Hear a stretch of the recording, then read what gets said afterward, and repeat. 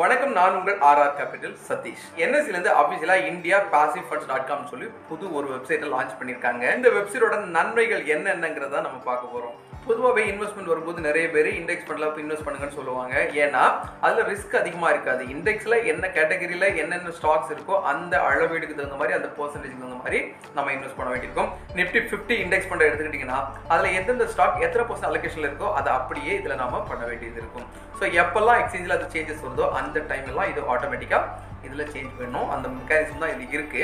இதே மாதிரி small cap index, அதே மாதிரி மிட் கேப் இண்டெக்ஸ், ETF கூட இந்த மாதிரிப்பட்ட இன்வெஸ்ட்மெண்ட்களை வரைமுறைப்படுத்தி மக்களுக்கு காமிக்கணும், எளிமையா இருக்கணுங்கிறதுக்காக ஆக்டிவ் மியூச்சுவல் ஃபண்டுகள்ல இந்த இண்டெக்ஸ் ஃபண்டுகளை செப்பரேட்டா காமிக்கிறதுக்கு தான் இந்த வெப்சைட்டை NSE லான்ச் பண்ணியிருக்காங்க. ஸோ இதனோட பயன்கள் நீ பார்த்தீங்கன்னா ஏறத்தாழ ETF இண்டெக்ஸ் ஃபண்ட்ல மட்டுமே ஏறத்தாழ 430 ஃபண்டுகள் இருக்குங்கிறத நீங்க இதுல இருந்து இப்போ தெரிஞ்சுக்கலாம். அதோட சேர்த்து இந்தியாவில் மொத்த மியூச்சுவல் ஃபண்ட் AUMல 10,22,000 கோடி ரூபாய் அளவுக்கு பாசிவ் மியூச்சுவல் ஃபண்டுகளுடைய AUM இருக்குங்கிறது இங்க நம்ம நோட் பண்ண வேண்டியது இருக்கு. 7,79,000 கோடி ரூபாய் அளவுக்கான AUM இதுல ETF மட்டும் இருக்குங்கிறதையும் நீங்க நோட் பண்ணிக்கோங்க. 2,43,000 கோடி அளவுக்கான AUM இண்டெக்ஸ் ஃபண்ட்ல இருக்கு.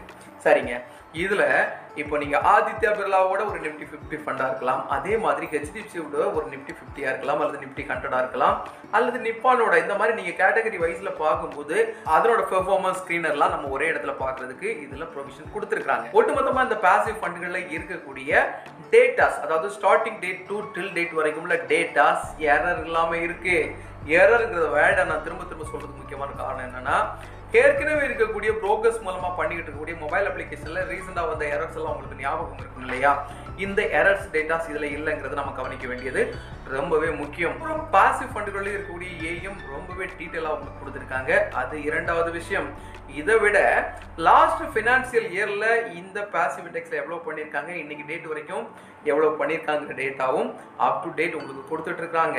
அப்போ யாரெல்லாம் இந்த மாதிரிப்பட்ட இண்டெக்ஸ் ஃபண்ட், அதாவது பாசிவ் ஃபண்ட்ஸ்ல இன்வெஸ்ட் பண்ணணும்னு நினைக்கிறாங்களோ அவங்களுக்கு வேற எந்த செக்டார்லையும் போய் தேட வேண்டிய ஒரு சூழல் இருக்காது. அவங்களுடைய மைண்ட் கரெக்டான அவங்களுடைய தேவைகளுக்கான பதில் எல்லாமே இந்த வெப்சைட்ல கிடைக்க வாய்ப்புகள் ரொம்பவே அதிகம்.